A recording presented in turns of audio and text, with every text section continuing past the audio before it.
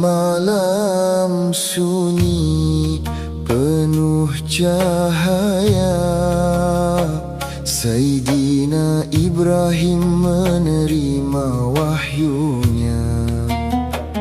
Bukan sekali namun berkali-kali mimpi itu menyapa, membawa perintah yang menggetar jiwa. Satu ujian cinta yang sangat tinggi antara pemberianmu dan janji ilahi. Ditatap sayu wajah Sayyidina Ismail tercinta.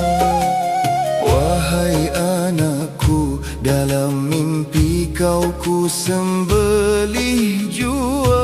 Sayyidina Ismail menjawab dengan iman yang berpijar. Tiada gentar, hanya sabar yang memancar. Ayahku, jalankanlah perintah Tuhanmu, pasti kau dapati aku teguh di sisimu.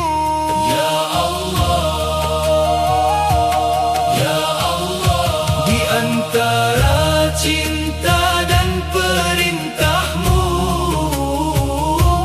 gementar tangan teguh sujudku. Bukan benci yang menghunus pilu, hanya taat padamu yang satu.